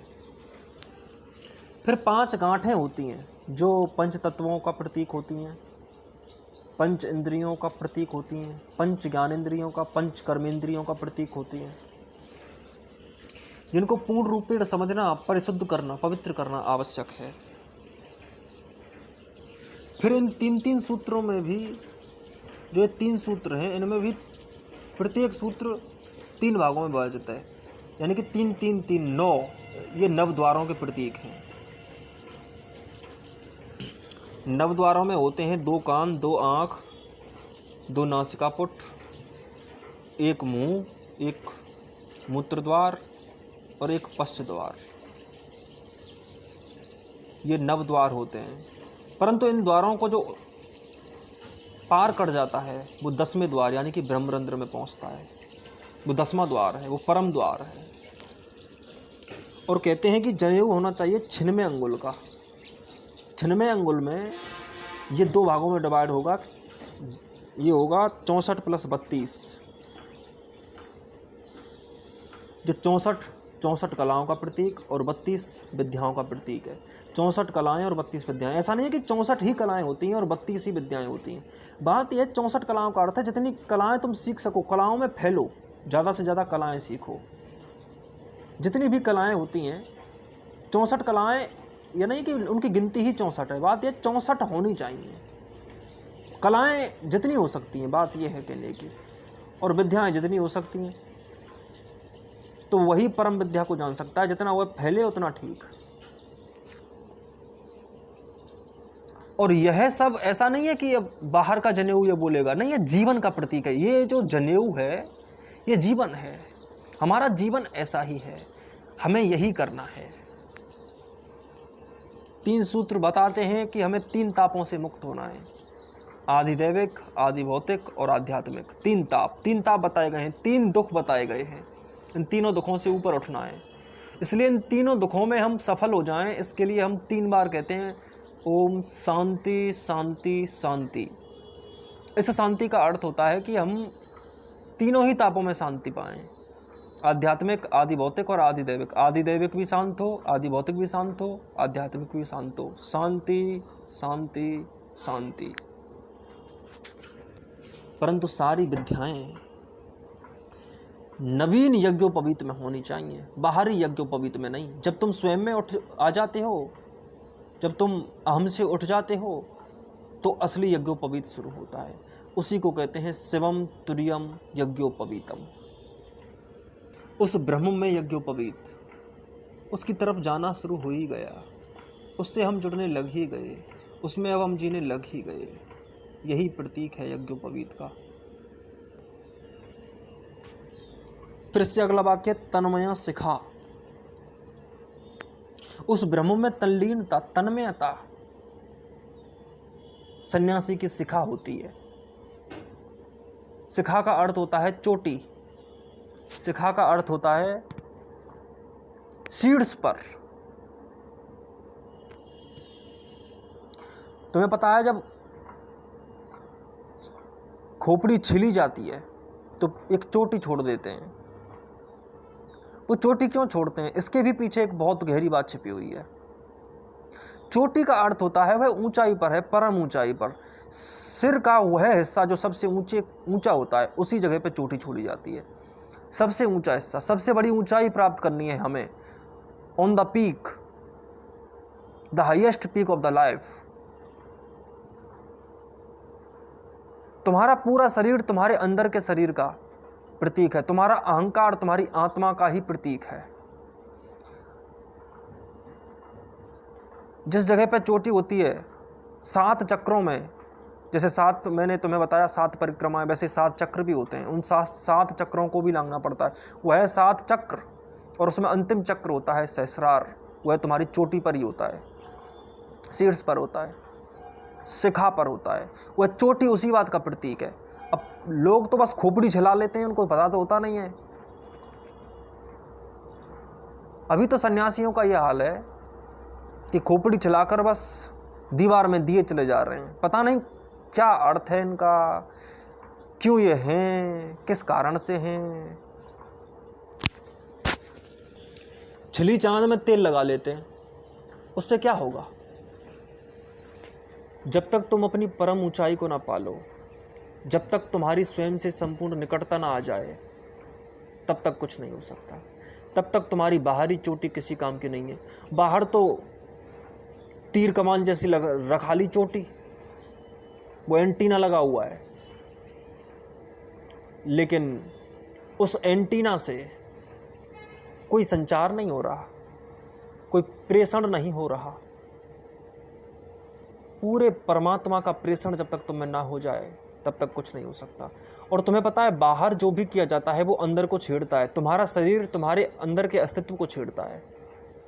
तुम ध्वनि सुनते हो, तुम फूलों को खिला देखते हो, पक्षियों को उड़ते देखते हो, तो तुम्हारे अंदर कुछ उड़ने को होता है। पक्षियों के उड़ने को देखकर तुम्हें भी उड़ने की कला को जी चाहता है, तुम भी उड़ना चाहते हो। तुम्हारी उड़ान थोड़ी अलग तरह की है। तुम्हारे पंख पक्षियों जैसे नहीं है, तुम्हारे पंख थोड़े से बड़े हैं।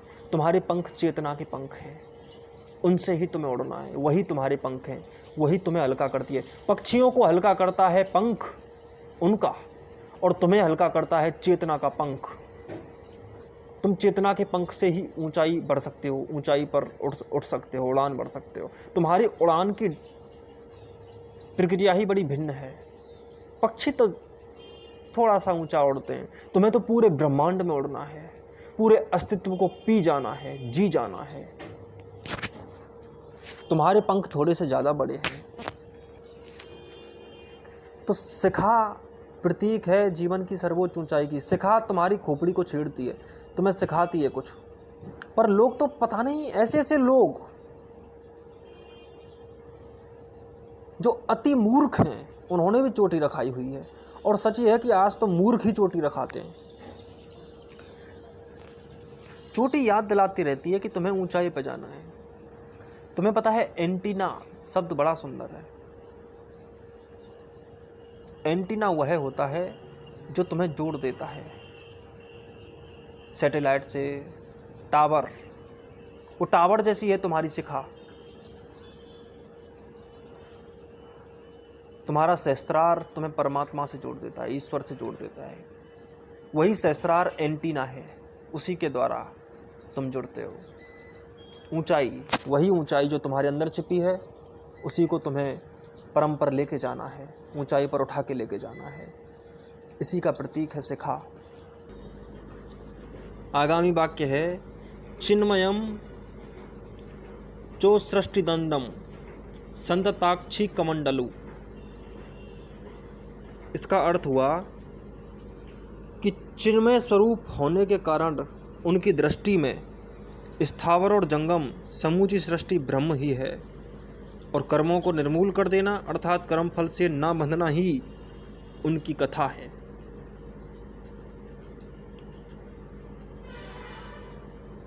कर्म निर्मूलनम कंथा। चिन्मय वही दिव्य अवस्था है जिसे शिव कह लो, चिन्मय कह लो। चेतना के कण चिदाणु कहलाते हैं। चिद, एक होता है चित्त और एक होता है चिद। चिद जो होता है वह है प्रतीक है ब्रह्म का।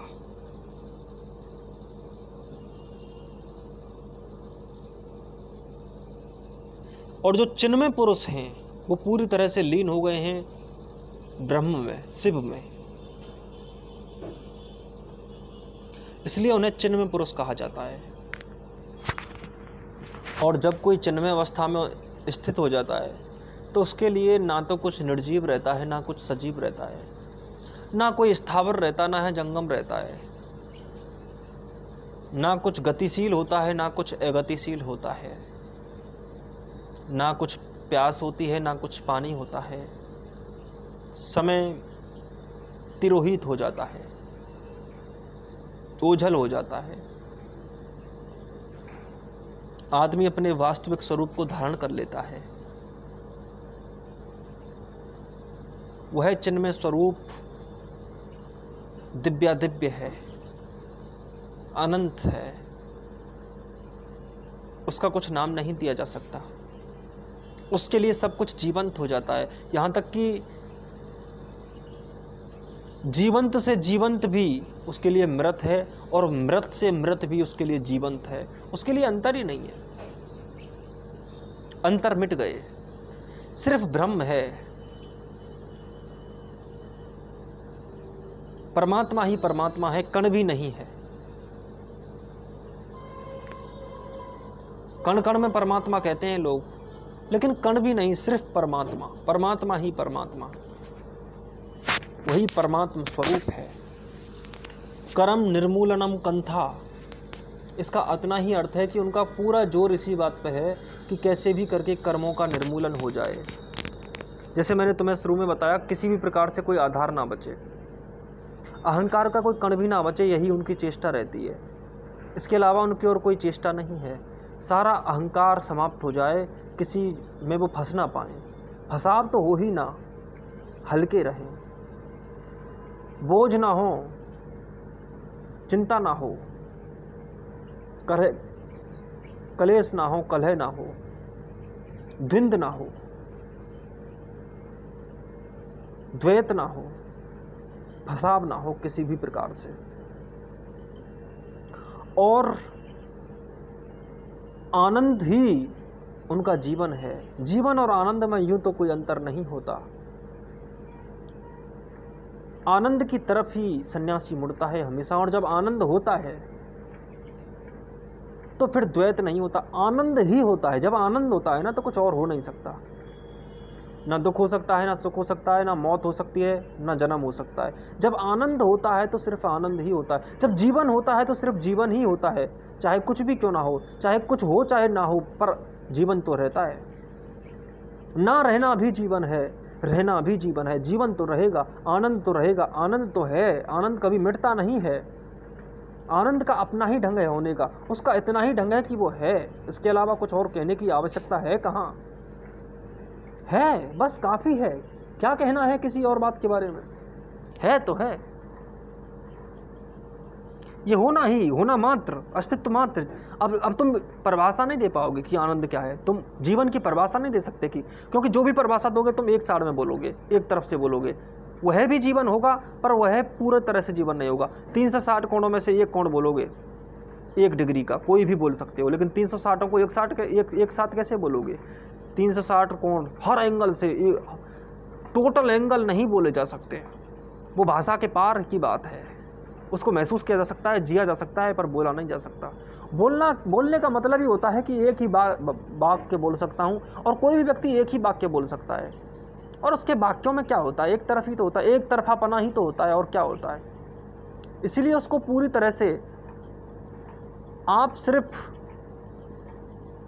जी सकते हैं, पी सकते हैं, पर उसकी व्याख्या नहीं कर सकते, उसको जान नहीं सकते। जानने की बात ही नहीं है, ना जानने की बात है, ना जानने की बात है, बस है, आनंद है। आनंद होता है तो सिर्फ आनंद ही होता है, ना कुछ निर्जीव, ना कुछ सजीव, ना कुछ पदार्थ, ना कुछ ऊर्जा, ना कुछ शरीर, ना कुछ आत्मा, ना कुछ माया, ना कुछ ब्रह्म। ब्रह्म भी समाप्त हो जाता है, कहने की बात ही नहीं है, वो होगा ब्रह्म, हम क्या करें, बस जीना काफी है। क्यों बातें करनी उल्टी सूती। जब खाना तुम्हारे शरीर का हिस्सा बन ही गया तो ना सब्जी बचती है, ना पानी बचता है, ना अन्न बचता है, ना चिमटा बचता है, ना फूकनी बचती है, ना गैस बचती है, ना चूल्हा बचता है, ना आग बचती है, बस शरीर बचता है। शरीर रह गया, आप शरीर हो गए, उसके बाद में क्या पीछे था छोड़ो। आत्मा थी, ब्रह्म था, तपस्या की थी, ध्यान किया था, प्रेम किया था, क्या फर्क पड़ता है क्या किया था, बस हो गए, बात खत्म हो गई। अब जियो, उल्टी सीधी बातें मत करो। सागर उल्टा सीधा बोलता है, सलीके से तो पागलपने में ही रहता है। जीवन सहज है, सरल है। कबीर कहते भी हैं कि सहज सहज सबको कहें, सहज न चीन्हे कोय, जिन्हें सहजे बिसिया तजी, सहज कहे जय सोए। जिसने सहज ही विषयों का त्याग कर दिया, विषया तजी, जो विषयों का त्याग, बल्कि ये कहना ठीक हो गया कि विषयों का त्याग हो गया जिससे, वही सहज है। सहजे सहजे सब गए, सुत बिन कामड़ी काम, एक मेक है मिली रहा, दास कबीरा राम।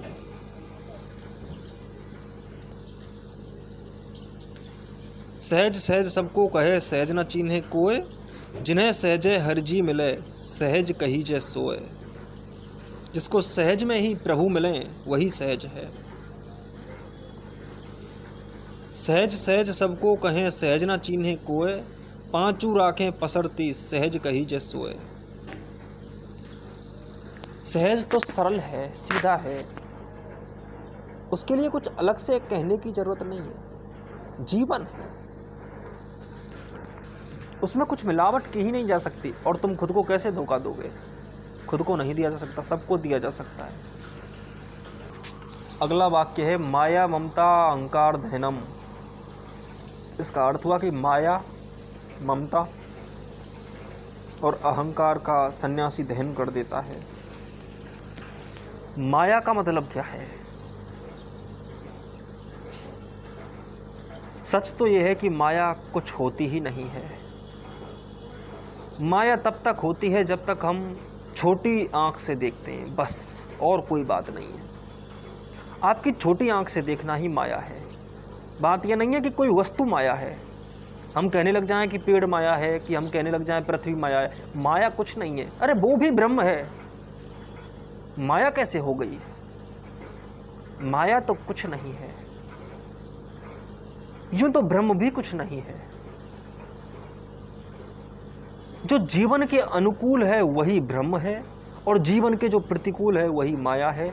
छोटी आंख से देखना, पूरा का पूरा ना देखना, शेष कुछ छोड़ देना, अशेष ना देखना, शेष को देखना, शेष छूट जाना, शेष या आधा देखना, कुछ भाग देखना, अंश देखना, अंशी को ना देखना, यही माया है। जिसके नैना मैं में मिल गए वो माया है। और मैं क्या होता है? बस अपने को छोटा ही देखना, जैसा मैंने कहा, छोटी आंख से देखना। हम जो कुछ हैं उसको हम छोटा करके देखते हैं। हम कहते हैं कि मैं ही हूं। अरे तुम ही नहीं हो, बहुत कुछ हो।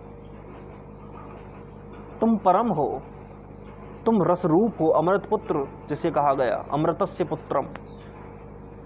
तुम पूरे ब्रह्मांड हो, 7 समंदर हो, 7 रंग हो, 7 रस हो, सात धातु हो, तुम संपूर्ण हो। इसीलिए तुम अपने आप को कभी भी छोटी आंख से मत देखना। अहंकार का मतलब ही होता है खुद को छोटी आंख से देखना। माया वही है जब हम जानते नहीं हों, लेकिन जब हम पकड़ लेते हों किसी चीज को तो वो अहंकार हो जाती है। माया, ममता, अहंकार, इनमें से अगर हम गौर से देखें तो बड़ा क्रम है। माया तो वो है जिसको हम देख नहीं पा रहे, जानते नहीं है। जैसे बालक है, सच पूछो तो कोई भी बड़ा व्यक्ति माया में नहीं होता, छोटा बालक ही माया में होता है। बड़ा व्यक्ति अहंकार में होता है, उसको तो माया भी नहीं मिलती। जैसे कई जगह कहा जाता है ग्रामीण प्रदेशों में, माया दौलत को कहते हैं। दौलत कि उसको तो माया मिल गई, धन मिल गया, उसको माया कहते हैं।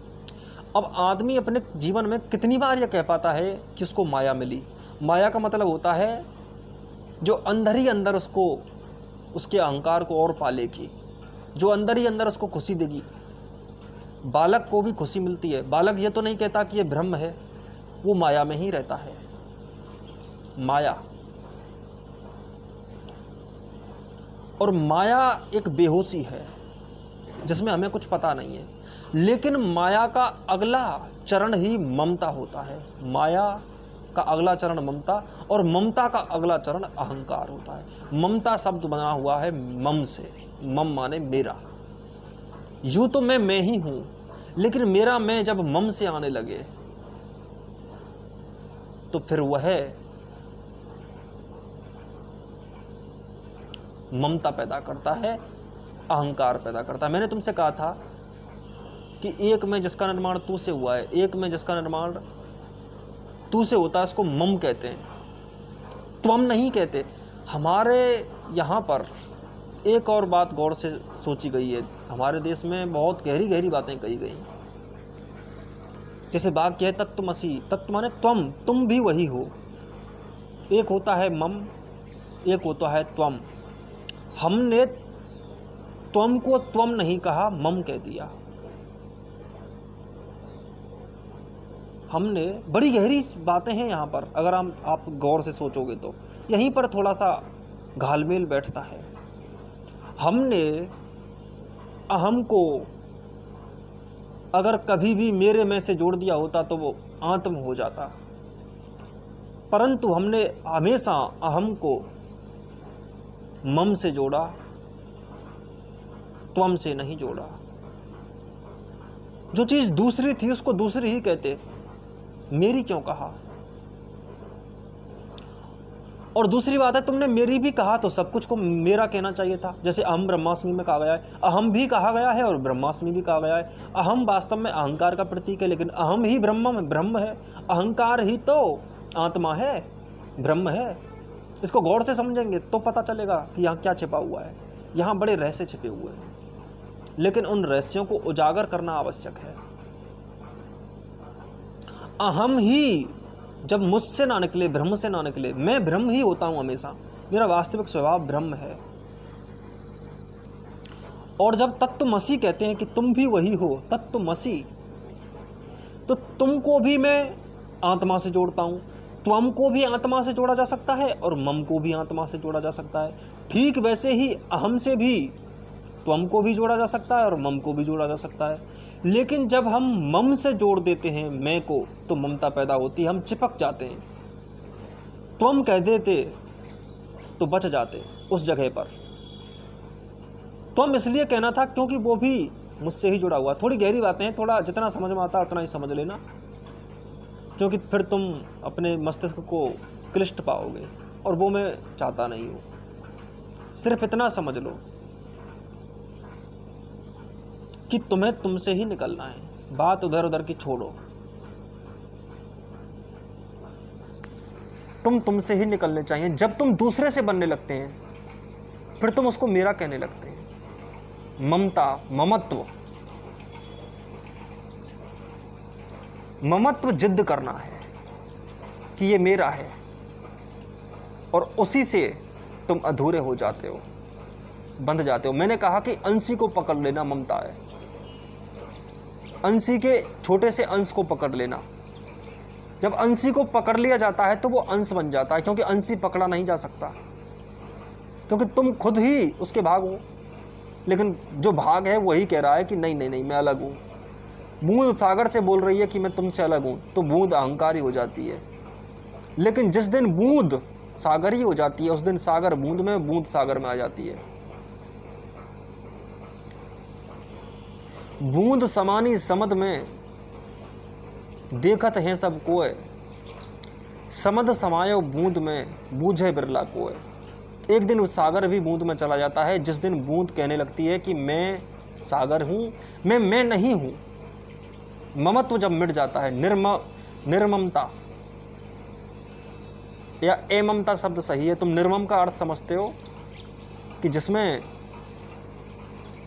दुष्टता होती है। ममत्वहीनता वह ऊंची सर्वोच्च स्थिति है जो ममता से पार ले जाती है। और जो ममता अधिक करने लगता है, मेरा मेरा ज़्यादा कहने लगता है, उसको अहंकार पैदा हो जाता है, वही अहंकारी हो जाता है। अब इन्हें तीनों का ही दहन करने की प्रक्रिया को ही तपस्या कहा जाता है। इन तीनों का ही निराकरण करना आवश्यक है। अतः तुम माया को, ममता को और अहंकार को ठीक से देखो कि मैंने किन किन को मैं कहा है। और जब तुम्हें पता लगेगा कि मैंने उनको भी मैं कहा है जो मैं था ही नहीं, तो तुम धीरे धीरे इनका विसर्जन शुरू कर दोगे। तुम्हारे घाव हल्के हो जाएंगे। तुम्हें बहुत घाव लगे हैं वो जो तुम्हारे दुख के कारण है, फिर वो हल्के होने लगेंगे और यह बीमारी मिट ही जाएगी, जैसे अहंकार की बीमारी कहते हैं। ये रोग सबको लगा हुआ है, इसका इलाज करें, इसका इलाज शुरू करें। ये कोई ऐसी बीमारी नहीं है कि जिसके इलाज के लिए किसी डॉक्टर के पास जाना पड़ेगा। तुम ही डॉक्टर बनोगे, जानना तो तुम्हें ही पड़ेगा। और अगर इसी की सीमा में रहे तो ये बीमारी बढ़ती है, लगातार बढ़ती है, रक्त बीजी दानव की भांति लगातार बढ़ती है, बढ़ती ही चली जाती है। पर इसकी सीमा से बाहर आकर ही ये कमज़ोर होने लगती है। तुम जितना खुद को मैं नहीं रखते, उतना ही ये कमज़ोर होने लगती है। ममत्व जितना कम होता चला जाता है, ये खुद ही कमज़ोरी के द्वारा छीण होने लगती है और एक दिन पूरी तरह से विलीन हो जाती है, नष्ट हो जाती है, समाप्त हो जाती है। तो इसका इलाज शुरू करें। कबीर का एक भजन सुना देता हूँ। राम बिन तन को ताप ना जाई, जल में अगन रही अधिकाई। राम बिन तन को ताप ना जाई, तुम जल निधि में जल कर मीना। जल में रही जल ही बिनु जीना, राम बिनु तन को ताप ना जाई। तुम पिंजरा में सुबना तोरा, दर्शन देहु भाग बड़ मोरा। तुम सदगुरु में प्रीतम चेला, कहें कबीर राम रमु अकेला। राम बिनु तन को ताप ना जाई। तापों को तो तुम्हें हटाना ही है, प्रत्येक ताप को हटाना है। ताप जाएगा और वही प्रक्रिया है कि राम के बिना नहीं जाएगा, ब्रह्म के बिना नहीं जाएगा, जाएगा और शांति की स्थापना भी होगी। तुम देखना शुरू करो, बस देखने से ही चला जाता है और शांति आ जाएगी। प्रत्येक तरह के ताप में तुम भी कह सकोगे तीनों ही तापों के लिए कि ओम शांति शांति शांति।